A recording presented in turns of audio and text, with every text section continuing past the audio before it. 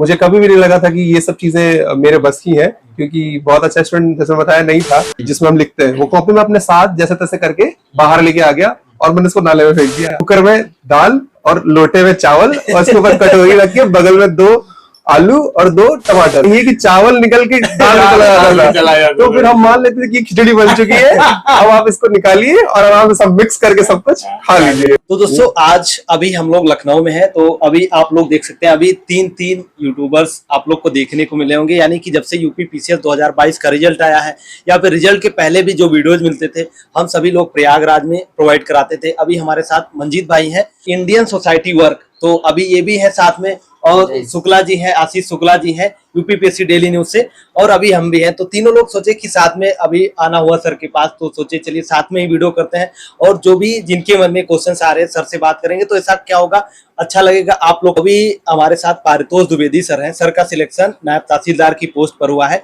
तो चलिए आज के इस वीडियो में सर से जानेंगे, इनकी जर्नी के बारे में जानेंगे, साथ साथ इन्होंने अपनी तैयारी कैसे की, किस तरीके से रणनीति अपनाई थी अपनी, तो सब कुछ आज के इस वीडियो में करने वाले हैं कवर। बस आप लोग वीडियो में एंड तक बने रहिएगा। सर हमारे व्यूअर्स जो वीडियो को देख रहे हैं और हम सभी लोग की तरफ से आपको बहुत बहुत बधाई सर। बहुत बहुत शुक्रिया सर। हमारा पहला क्वेश्चन ही रहेगा कि आपका एजुकेशनल बैकग्राउंड क्या रहा, यानी आपने बचपन से और अब तक की पढ़ाई की जर्नी कैसी रही है? सर मेरा बचपन गांव में गुजरा है। क्लास 8 तक मैंने गांव में स्टडीज करी है। मेरी जो प्राइमरी स्कूलिंग हुई है सारा कुछ गांव में हुआ है। फिर 9th में और 10th में मेरा जो हाई स्कूल था वो इलाहाबाद में बीबीएस इंटर कॉलेज से हुआ है। वहाँ भैया, मेरे बड़े भैया हैं, उनका इलाहाबाद यूनिवर्सिटी में सिलेक्शन हो गया था, तो वो बीए करने के लिए वहाँ गए थे। तो मुझे भी पापा जी ने साथ में भेज दिया था कि आप भी वहाँ से 10th करिए अब, क्योंकि चीज़ें थोड़ी डेवलप करनी थी। तो उसके बाद फिर 10th मेरा वहाँ से हुआ। और मैं बताना चाहूँगा कि बहुत अच्छा स्टूडेंट नहीं रहा हूँ मैं, बचपन से ही डिस्ट्रैक्टेड रहा हूँ और चीज़ें बहुत ऊपर नीचे रही हैं। उसके लिए मैं आपको एग्जाम्पल अभी दूंगा। फिर 12th मेरा है लखनऊ से ही, फिर हम लोग सब लखनऊ आ गए। लखनऊ से न्यू पब्लिक इंटर कॉलेज है, वहाँ से मेरा इंटरमीडिएट हुआ है। उसके बाद मैंने अपना ग्रेजुएशन किया है फिजिक्स, केमिस्ट्री और मैथमेटिक्स में, जो कि लखनऊ विश्वविद्यालय बीएसएनवी पीजी कॉलेज से है। फिर उसके बाद मेन कैंपस लखनऊ यूनिवर्सिटी से मैंने अपना एमएससी किया है केमिस्ट्री सब्जेक्ट में। ये मेरी जर्नी रही है। तो और वर्तमान में अभी मैं वर्तमान में मैं अभी एलएलबी मैंने ज्वाइन किया था 2022 में, तो मेरा 1 सेमेस्टर कंप्लीट हो गया है। मैं सेकंड सेमेस्टर में हूँ अभी। सर हमारा प्रश्न है आपसे कि आपने कब सोचा था कि आपको सिविल सर्विस की तैयारी में जाना चाहिए और कौन कौन सी कठिनाइयों का आपको सामना करना पड़ा था इस सिविल सर्विस तैयारी में आने से लेकर अंतिम रूप से चयनित होने तक में? सर मैंने बचपन में एक ऐसा रहता है कि फेज, हम किसी को देखते हैं, हम समझते हैं कि हाँ ये कोई ऐसी प्रेस्टिजियस जगह है जहाँ पे लोगों को बहुत सम्मान आदर मिलता है, और वही कहानी होती है सबकी कि किसी ने डीएम को देखा, किसी ने एसडीएम को देखा अपने स्कूल में। ऐसा ही कुछ मेरा भी था। 1-2 स्कूल्स में प्रोग्राम्स होते रहते थे, लोग आते रहते थे, देखते थे, पर कभी लगा नहीं कि मैं यहाँ पहुंच पाऊंगा। मैं बहुत ऑनेस्टली बात करूंगा, मुझे कभी भी नहीं लगा था कि ये सब चीजें मेरे बस की है, क्योंकि बहुत अच्छा स्टूडेंट जैसे बताया नहीं था। मैं आपको एक इंसिडेंट्स बताता हूँ कि 10th में जब मैं बीबीएस इंटर कॉलेज इलाहाबाद में था, तो प्री बोर्ड्स चल रहे थे। प्री बोर्ड्स में मुझे याद है कि सेकंड पेपर मैथमेटिक्स का हम लोग प्री बोर्ड लिख रहे थे। मुझे इस पेपर में कुछ नहीं आ रहा था, मतलब नॉट अ सिंगल क्वेश्चन। मैंने क्या किया कि मैंने उस पेपर को सबमिट ही नहीं किया, मतलब सबमिट नहीं किया, मतलब पेपर में अपने साथ लेके बाहर आ गया। मींस कॉपी जिसमें हम लिखते हैं, वो कॉपी में अपने साथ जैसे तैसे करके बाहर लेके आ गया और मैंने उसको नाले में फेंक दिया। मतलब आप वही है कि उतना अच्छा कुछ नहीं था स्टार्टिंग में, चीजें बहुत ऊपर अप्स एंड डाउन्स थे। तो उसके बाद फिर मैंने देखा जाए तो फिर पोस्ट ग्रेजुएशन जब मेरा कंप्लीट हो गया, उसके बाद मुझे लगा कि अब इसमें फुल फ्लेजेड हमें आना चाहिए। पर उसके पहले मैंने सीडीएस के लिए प्रिपेयर करा। पहले सीडीएस के मैंने यूपीएससी सीडीएस का मैंने रिटन एग्जाम दिया, क्रैक करा। उसके बाद फिर मैंने एसएसबीज दी हैं इलाहाबाद में, पर फाइनली मेरा वहां सिलेक्शन नहीं हुआ, फाइनल रिजल्ट में मेरा नहीं आया। तो उसके बाद फिर मैंने सिविल सर्विसेज के लिए डेडिकेटेडली ट्राई करना शुरू किया। अच्छा सर, अब पीजी आपका कब हुआ था? पीजी मेरा 2016 में हुआ था। आपका यूपी पीसीएस में कितने अटेम्प्ट रहा, कितने प्री और कितने मेंस रहा, और इसके साथ साथ क्या यूपीएससी के भी आप एग्जाम देते थे? जी, तो मैंने जैसे कि मैंने बताया 16 में मेरा पोस्ट ग्रेजुएशन हो गया था, तो 17 से मैंने प्रीलिम्स देने शुरू कर दिए थे। पर मुझे मैं उस टाइम पे मेरी प्रिपरेशन नहीं थी, तो उसकी वजह से मैंने क्या किया कि बस मैं प्रीलिम्स दे रहा था, पर वो फोकस प्रीलिम्स नहीं थे।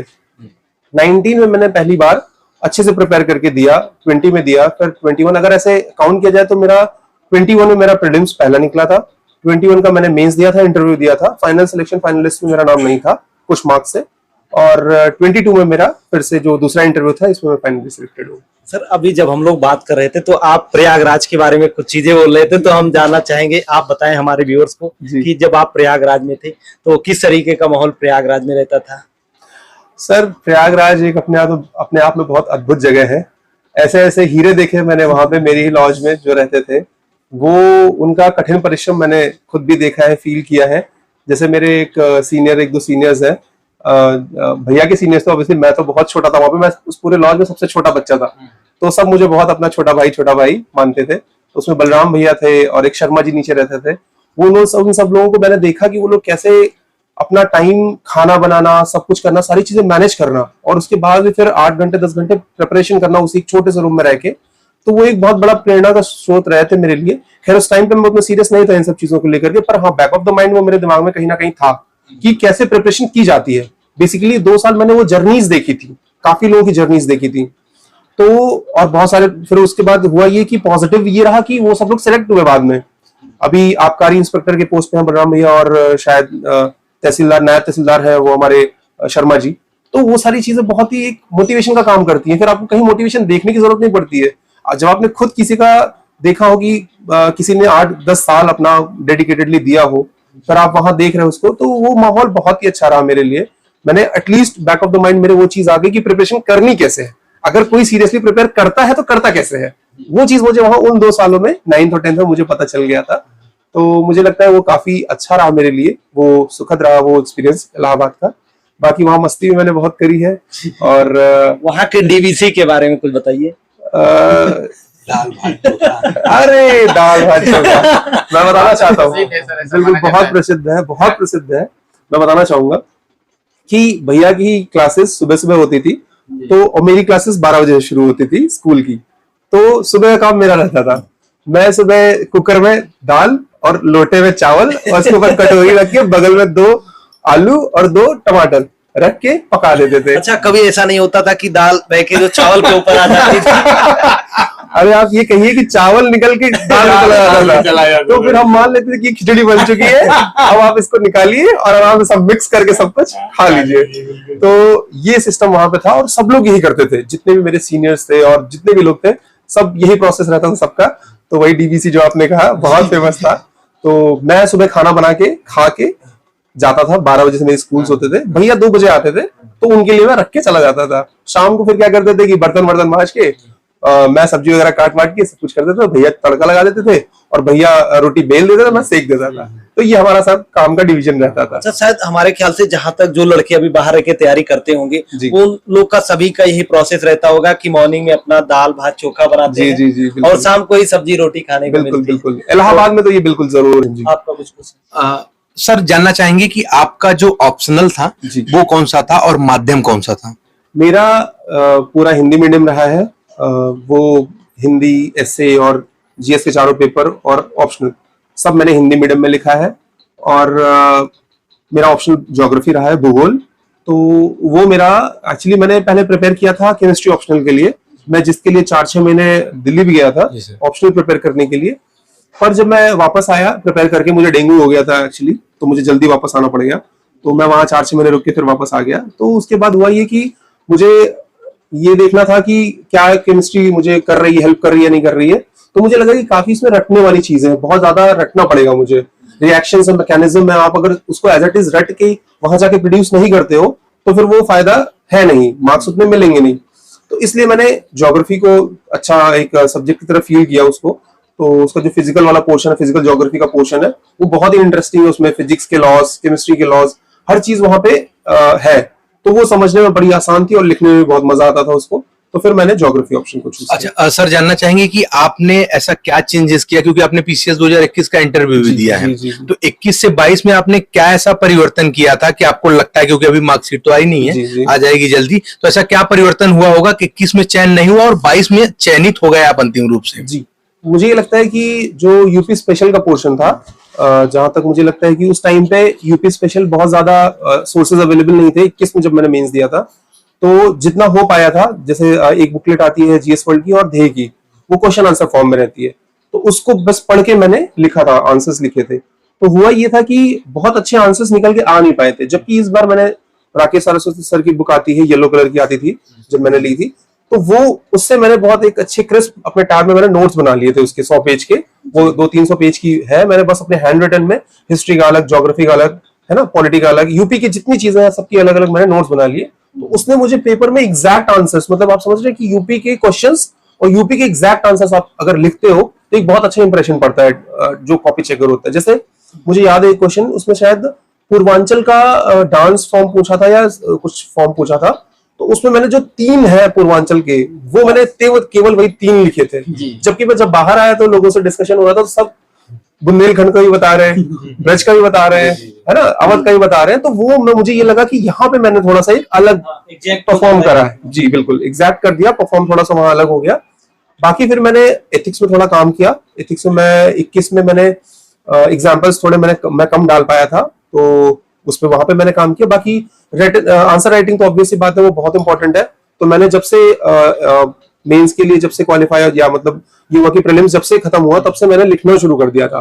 डेली में कम से कम 10 क्वेश्चन लिखता हूँ, और मेक आईएएस का मैंने वो लिया था, टेस्ट लिया था, वो मैं आराम से लिखता था। और बाकी जो है, जैसे कहा जाए कि अपने यूपीएससी हिंदी चैनल है, उसके भी फ्री टेस्ट मुझे मिलते रहते थे। उन्होंने, सर ने, जो गौरव सर है और रमन सर है, उन्होंने एक अच्छा सा वो बनाया था, ग्रुप बना दिया था हम 10 लोगों का, जिसमें भदौरिया सर, अवध भान भदौरिया जी हैं जो डीएसपी हुए शायद इस बार, वो भी थे, और ऐसे करके 10 लोग हम लोग थे। तो उसमें वो क्या करते थे कि ध्रुव बैच की क्लासेस, टेस्ट सीरीजेस, ये सब हमें फ्री में प्रोवाइड करते थे। उनको जो पोटेंशियल लगा हमारे अंदर कि आप कर सकते हो, तो आपको फ्री में चीजें अवेलेबल कराई जाती थी, और वो हमें समय समय पर थोड़ा थोड़ा गाइड भी करते रहते थे। तो वो हमारे लिए एक अच्छा उनका मोटिवेशन रहा है।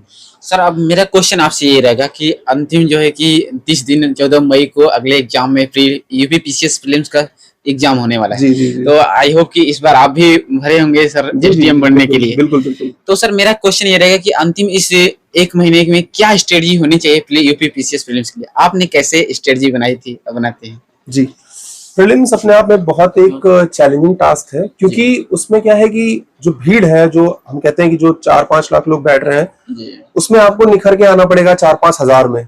सीट्स उतनी ज्यादा रहती नहीं है, तो इस वजह से आपको करना पड़ेगा। तो बेसिकली है क्या कि जो फोकस एरियाज है, जैसे आप हिस्ट्री की बात कर लीजिए, ज्योग्राफी की कर लीजिए, पॉलिटी की कर लीजिए, है ना, करंट अफेयर कर लीजिए, साइंस कर लीजिए, तो आपको उसमें बहुत ही जो प्रीवियस ईयर क्वेश्चंस हैं, मैं सबसे ज्यादा जो वेटेज देना चाहूंगा वो प्रीवियस ईयर क्वेश्चंस को देना चाहूंगा। कि अगर आप प्रीवियस ईयर क्वेश्चंस को अच्छे से प्रिपेयर कर लेते हैं, और उसमें आप एग्जैक्ट आंसर्स आपको याद रहते हैं, कि अगर वो क्वेश्चन आए तो आप आंसर कर दीजिए, और आप बिल्कुल कॉन्फिडेंस के साथ टिक कर रहे हैं अगर क्वेश्चंस को, तो मुझे लगता है कि वहां पे आप बहुत कंफर्टेबल फील करेंगे। बेसिकली क्या हुआ कि मैंने जो मेरी पहले की, जिसमें मैंने बताया कि मैंने प्रीलिम्स पहले भी दिए, वहां पे मुझे कॉन्फिडेंस की, मुझे बहुत ज्यादा मार्क्स से मैं आउट नहीं हुआ, 2-4 मार्क्स से ही आउट हुआ था, पर जो वो 2-4 मार्क्स थे वो कहां से ऐड हो। तो मैंने एक चीज, जैसे जो स्टडी फॉर सिविल सर्विसेज करके एक चैनल है ज्ञान सर का, उन्होंने लिस्टिंग की पूरी वीडियोस बना रखी है, लिस्टिंग और कंपाइलेशन।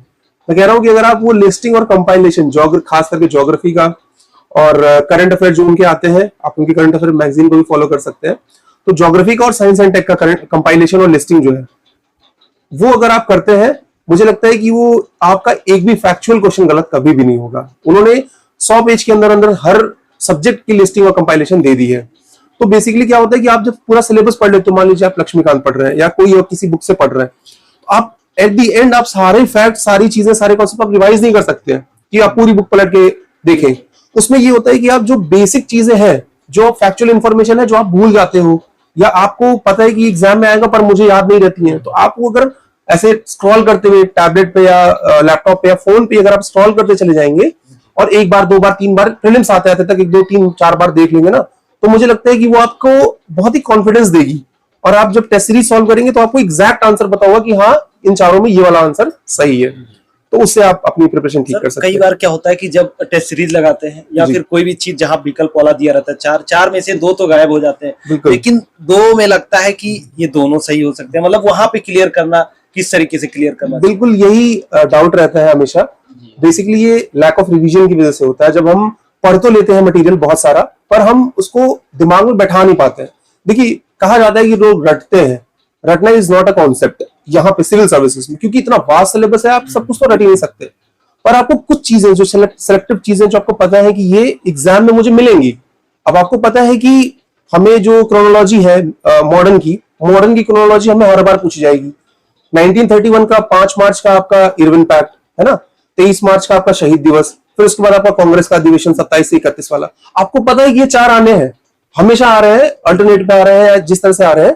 तो अगर आपको ये आइडिया है कि ये हमारा क्वेश्चन है, ये हमारा पैटर्न है, तो हम उसको कैसे मिस कर सकते हैं? तो हमें वो एग्जैक्टली याद होना चाहिए कि हाँ इरविन 5 मार्च को ही हुआ था इरविन पैक्ट।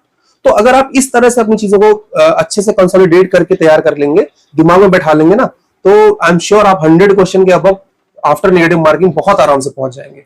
तो बेसिकली ये कॉन्फिडेंस का और रिवीजन का ही खेल है बस, और कुछ नहीं। सर एक क्वेश्चन हमारा रहेगा कि आपके ऑप्शनल के साथ बड़ा लोचा हो रहा है, बहुत। क्योंकि आपने पहले केमिस्ट्री लिया, बिल्कुल, उसके बाद आपने चेंज करके जियोग्राफी लिया, बिल्कुल। और इस बार क्या क्या आयोग ने पूरा का पूरा ऑप्शनल ही गायब कर दिया। जी। तो आप ऑप्शनल मतलब हट चुका है, तो उसके विषय में आपका क्या ख्याल है? क्योंकि आप केमिस्ट्री लिए नहीं अच्छा हो रहा था, जियोग्राफी लिए, अब वो तो रिजल्ट आने के बाद ही पता चलेगा क्या परफॉर्मेंस में रही है। मुझे पता है उसका परफॉर्मेंस जैसा 21 में था, मुझे 21 में 204 नंबर मिले थे 400 में। मुझे पता है वो वहीं कहीं होगा। जो भी मुझे जो सिलेक्शन मिलाया है, थोड़ी ठीक ठाक सी पोस्ट मिल गई है, वो मुझे जीएस की वजह से मिला है, मुझे आइडिया है इस चीज का। तो मैं इस टाइम पे तो बहुत खुश हूँ। ऑप्शनल हटने पे मैं बहुत ज्यादा रिलैक्स्ड हूँ। अब मुझे लगता है कि चीजें अब ज्यादा आसान होंगी, अच्छी होंगी, क्योंकि अब ये है कि यूपी स्पेशल है। यूपी स्पेशल हमने पहले भी फर्स्ट सेकंड थर्ड पेपर में पढ़ा हुआ है, वो हमें हाँ डिटेल में भी पढ़ रखा है। तो वो थोड़ा सा अब हमें क्या करना होगा कि कुछ फैक्ट्स, कुछ इन्फॉर्मेशन जो उनके टॉपिक वाइज सिलेबस है, उनके कुछ फैक्ट, कुछ इन्फॉर्मेशन अगर आप ऐड कर लेंगे, उसका एक अच्छा सा इंट्रो, एक अच्छा सा कंक्लूजन बना के अपने पास रख लेंगे। जैसे मेरे कुछ मित्र हैं, मैं जानता हूं उनको, जो इस बार एसडीएम हुए हैं, उनमें और मुझ में जो फर्क मुझे दिखा, वो केवल एक चीज का दिखा। उन्होंने रेडीमेड थोड़े से इंफॉर्मेशन, जो आप कहते हैं ना कि आप इंट्रो और कंक्लूजन, उन रेडीमेड इंट्रो कंक्लूजन बना के रट लिए थे एग्जैक्टली कि हाँ अगर पर्यटन पे सवाल आएगा तो हम यही इंट्रो रहेगा और यही कंक्लूजन रहेगा। मैं थोड़ा सा उस चीज में, मुझे लगता है कि अभी मैंने वो वाला काम नहीं किया है, या कम किया है। किया मैंने भी है, पर मुझे लगता है कि मैंने 4th पेपर में किया है और 2nd पेपर में किया है। मुझे 1st और 3rd पेपर में करना है अभी ये चीजें। ये चीजें आप हमारे व्यूअर्स को भी बताएंगे किस तरीके से कर सकते हैं? बिल्कुल। तो आप ये कर सकते हैं, जैसे आप सिलेबस उठाइए, और सिलेबस में जैसे 20 पॉइंट 17 पॉइंट ऐसे हर जीएस के पेपर के सिलेबस में लिखा हुआ है। आप हर टॉपिक के बारे में, हर टॉपिक को पिक करिए, वो आप इंटरनेट पे डालेंगे तो आपको कम से कम उसके बारे में 2-3 फैक्ट, जो अभी के करंट वाले फैक्ट होंगे। मान लीजिए आप खाद्य प्रसंस्करण के बारे में पढ़ रहे हैं, तो खाद्य प्रसंस्करण को लेकर के मिनिस्ट्रीज का डाटा कुछ ना कुछ हर बार आता रहता है कि हम इतना ग्रोथ कर रहे हैं।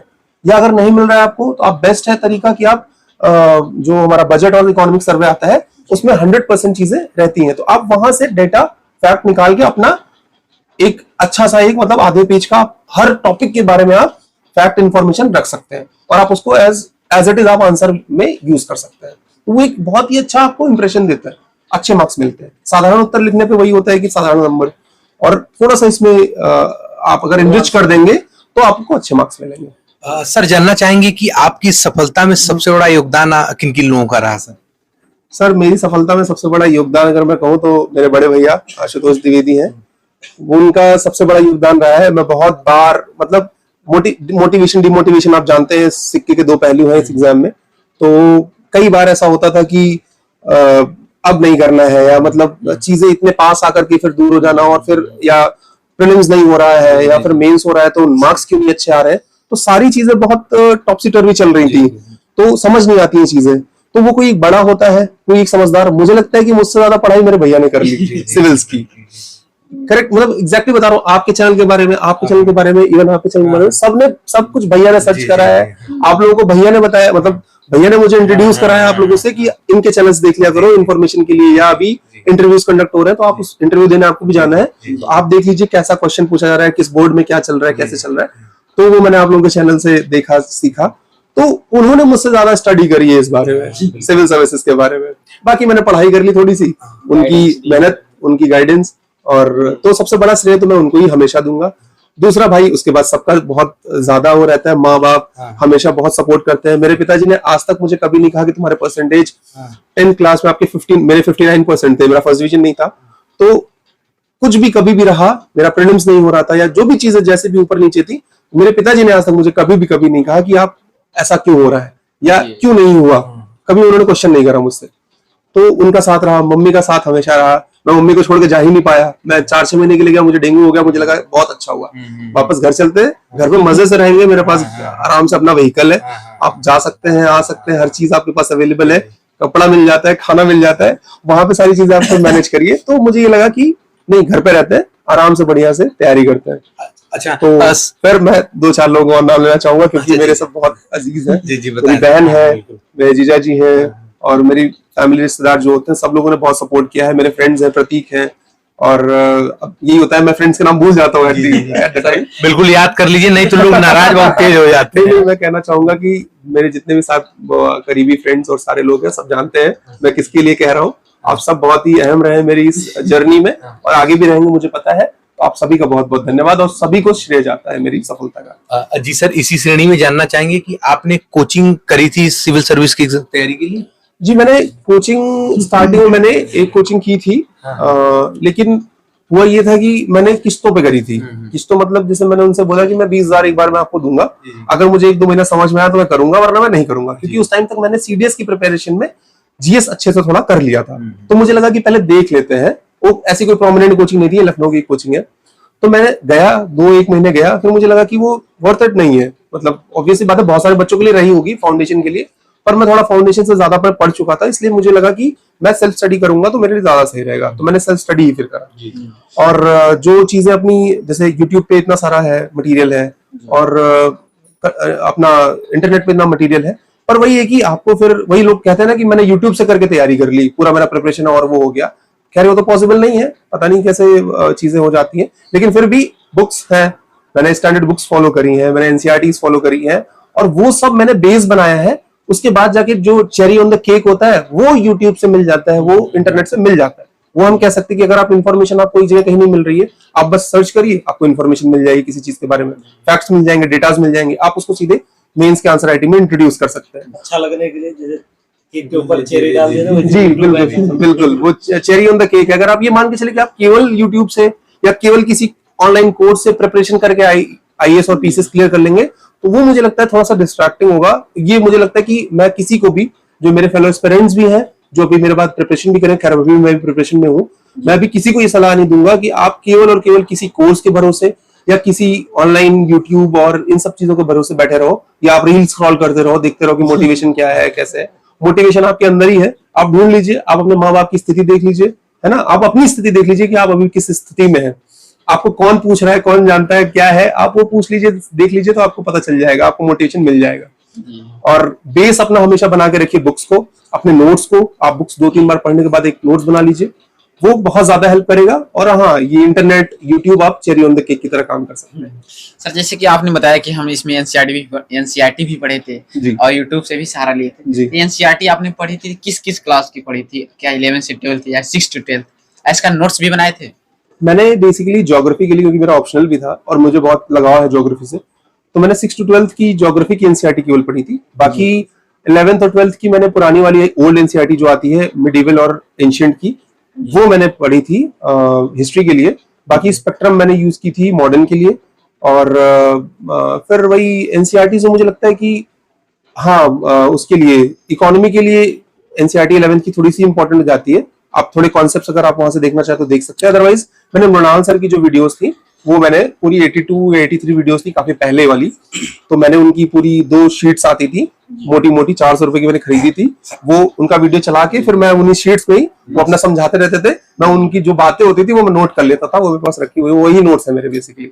तो इकोनॉमी मैंने वहां से प्रिपेयर की है। सर जब आपका रिजल्ट आया तो जी। आसपास के लोगों का क्या रिएक्शन था, उसके बारे में थोड़ा बताइए। क्योंकि रिजल्ट के बाद, रिजल्ट के पहले और रिजल्ट आने के बाद माहौल थोड़ा चेंज हो जाता है, तो उसके बिल्कुल। बारे में जानना चाहेंगे। देखिए, नजरिए चेंज हो जाते हैं, माहौल चेंज हो जाता है, सारी चीजें चेंज हो जाती है, जज्बात जज्बात बदल जाते हैं, वक्त बदल जाते हैं, जिंदगी बदल जाती है। तो ये वही वाला खैर कह सकते हैं, ऐसा ही था। तो एक्चुअली क्या है कि बहुत ज्यादा लोगों को पता नहीं था कि मैं क्या कर रहा हूँ। तो कुछ लोगों के लिए भाई शॉकिंग था कि हाँ अच्छा, ये आप ये कर रहे थे और आप यहाँ तक पहुंच गए थे, आज तक किसी को पता ही नहीं था। मेरे कई रिश्तेदार हैं ऐसे जिन्होंने मतलब बहुत पहले वो 2-3 मिनट के लिए शॉक में थे कि अच्छा, ये कर भी रहा था ये सब चीजें, ये प्रीलिम्स कब हुआ, मेंस कब हुआ, इंटरव्यू कब हुआ, कोई इतनी सारी चीजें, कोई इतनी अब वो तो चलिए ठीक है, खैर वो सब बहुत खुश है, मुझे पता है सब बहुत खुश है। मैं ये प्रोसेस, हाँ बिल्कुल, इतना लंबा प्रोसेस है। आप मतलब कैसे किसी को नहीं बता रहे हो कि आप प्रीलिम्स कर रहे हो, मेंस कर रहे हो, इंटरव्यू कर रहे हो। ये भी मेरा दूसरा मेंस इंटरव्यू था, तो अभी तक किसी को भी कोई ज्यादा खास हमने किसी को कभी बताया नहीं। और मेरे परिवार का यही मानना है कि जब तक आप फाइनली आपका लिस्ट में नाम ना हो तब तक आप कुछ भी, इवन सबका यही होता है कि तब तक आप कुछ भी कर रहे हो, कहीं भी हो, कोई फर्क नहीं पड़ता। आजकल आप प्रिपरेशन, हर दूसरा बंदा आज प्रिपरेशन कर रहा है ना। ऑल इंडिया सर्विसेज मतलब यूपी पीसीएस और यूपीएससी, इन्हीं की प्रिपरेशन हर कोई कर रहा है। तो इसलिए ये बताना समझ नहीं आता कि मैं प्रिपरेशन कर रहा हूँ। प्रिपरेशन तो हर कोई कर रहा है, तो फिर ये है कि रिजल्ट आ जाए तो आप बताइए कि हाँ हो गया, लिस्ट में नाम है तो ठीक है, वरना फिर आप वही थे जो थे। और आज रिजल्ट आने के बाद चेंजेस ऑब्वियस सी बातें आते हैं, लोगों के अच्छे रिएक्शन भी थे और अच्छे ही रिएक्शन थे सब। जी सर, चाहे प्री आपका निकल जाए चाहे मेंस निकल जाए, जब तक फाइनल ना आप किसी से शेयर ना करो। बिल्कुल बिल्कुल, मैं यही कहूंगा, ये फालतू का प्रेशर लेने का कोई जरूरत नहीं है। आप आराम से अपनी प्रिपरेशन करिए, और प्री निकलता है चुपचाप वोट जाइए अंदर, मेंस निकलता है उसको भी रख लीजिए अपने पास। इंटरव्यू देने जाते हैं, हाँ आप इंटरव्यू देने जाते हैं, मैंने मतलब एक्सपीरियंस किया ये सब चीजें कि लोग फोटोज अपनी तुरंत इंटरव्यू वाली वही बाहर जो हम लोग खिंचवाते हैं अपलोड हो जाती है। तो वो थोड़ा सा ये होता है ना कि फिर आपके ऊपर एक एक्सटर्नल प्रेशर आ जाएगा, आपकी फैमिली का, फ्रेंड्स का, अच्छा इंटरव्यू देके आए हो, फिर वो सबके सब आपको रिजल्ट के दिन फोन करेंगे। और मान लीजिए खुदा ना खास्ता अगर आप रिजल्ट में नहीं हो तो फिर आपके लिए बहुत ज्यादा डिप्रेसिंग हो जाएगा। ऐसे ये होता है कि आप लिस्ट में नहीं हो तो केवल दुख आपके 4-5 लोगों में है, और ठीक है वो आप समझ जाओगे। सर इसी श्रेणी में जानना चाहेंगे हम कि प्रारंभिक परीक्षा के लिए आपकी क्या रणनीति रहती थी हर बार, आपके नोट से लेकर के सारी चीजें आप कैसे करते थे? जैसे मैंने बताया अभी पहले भी कि प्रीलिम्स के लिए जो वही मैंने कहा कि जो डाउट्स रह जाते हैं ना कि आप इस 2 ऑप्शन एलिमिनेट हो गए, 2 ऑप्शन बच रहे हैं, तो उसके लिए मैंने अपने नोट्स बनाए। जैसे मैंने ध्येय आईएएस की टेस्ट सीरीज ली, उनकी टेस्ट सीरीज मुझे अभी बहुत रेलेवेंट लगती है यूपी पीसीएस की प्रीलिम्स के अकॉर्डिंग। तो उनकी मैंने आपकी टेस्ट सीरीज ली। मैंने उनकी टेस्ट सीरीज कम से कम जो 15-21 में, फिर इधर 22 में मैंने सारी सॉल्व की, और मैंने उनसे एक लाइन के 1 लाइनर नोट्स बना लिए। जैसे आप ये समझ लीजिए कि मैंने 5 पेज का एक पंच लिया, और मैंने उसी 5 पेज में कम से कम 20-25-30 पेज के पेपर के मैंने एक लाइन के छोटे छोटे बिल्कुल नोट्स बना लिए, ताकि बस वो मुझे समझ में आए और मैं एकदम लास्ट में उसको पढ़ के चला जाऊं। जैसे मैं बताना चाहूंगा कि जैसे 2 क्वेश्चन थे कि जो ट्रांस साइबेरियन रेल है वो किन किन प्लेटफॉर्म से होकर गुजर रही है। तो अब वो ऐसा क्वेश्चन है कि अगर आपने बहुत ही कहीं डेडिकेटेडली पढ़ा हो तो आप कर सकते हो सही। इनके टेस्ट सीरीज में ऐसे क्वेश्चन थे, इस तरह का एक क्वेश्चन था कि ट्रांस साइबेरियन रेल क्या है, तो उसमें अगर आपने थोड़ा सा वो एक्सप्लोर कर लिया होता, आप देख लेते कि कौन से मेजर स्टेशन है, तो आपका वो क्वेश्चन सही हो सकता था। तो मैं थोड़ा यही करता था कि जो वो क्वेश्चन पूछते थे, जो वो नए क्वेश्चन बनाते हैं, ध्येय टेस्ट सीरीज की मैं बात कर रहा हूँ, तो वहां पे मैं थोड़ा सा उनको एक्सप्लोर कर लेता था, ताकि अगर उनसे जुड़े हुए कोई सवाल है तो वो मुझसे सॉल्व हो जाए।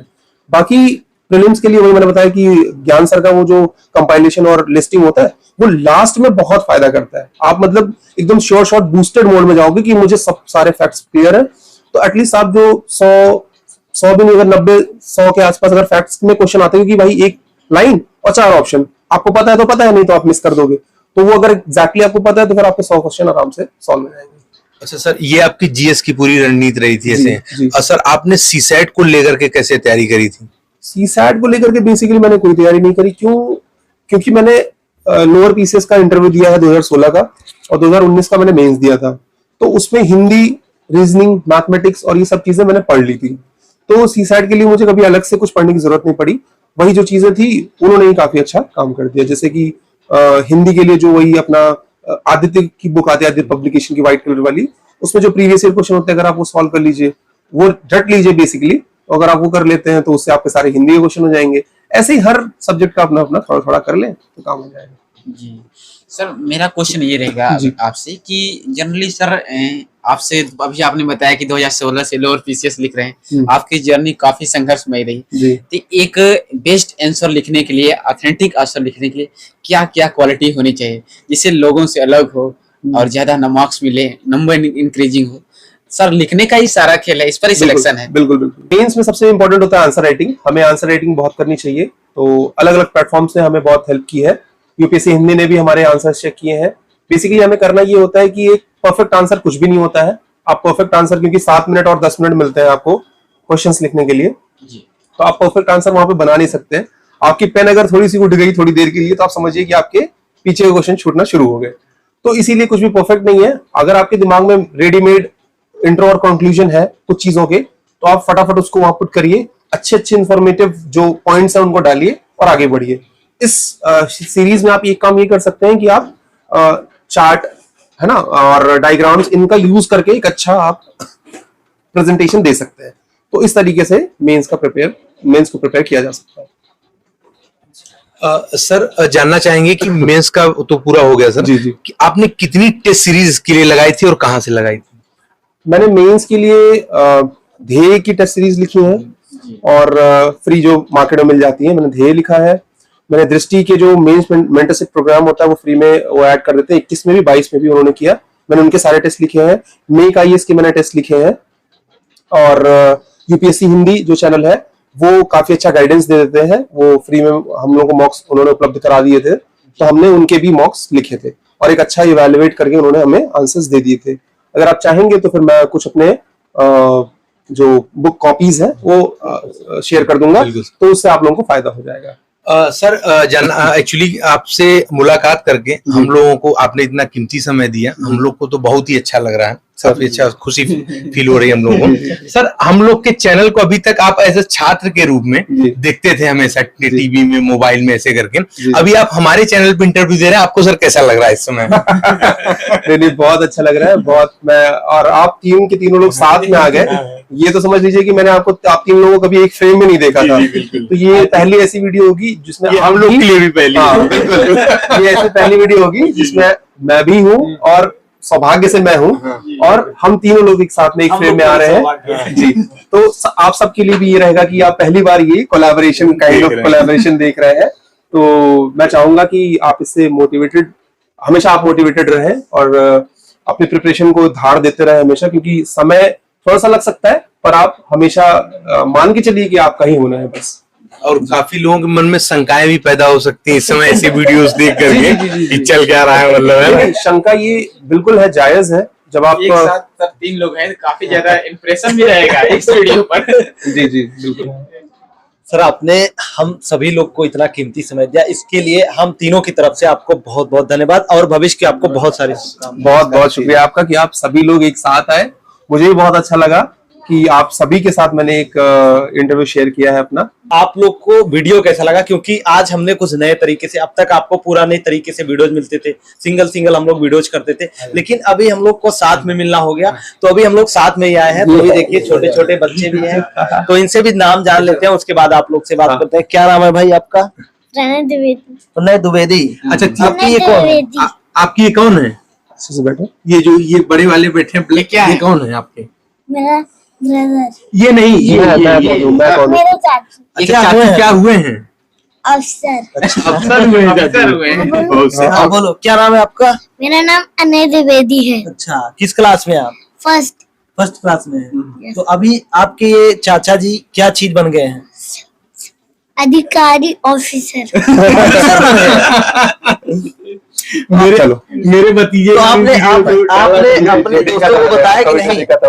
आप लोगों ने अपने दोस्तों को बताया कि चाचा हमारे अधिकारी बन गए हैं? ट्यूशन में तो बताया था लेकिन स्कूल में नहीं बताया। बता दो स्कूल में तो टीचर लोग सब सही हो जाएंगे।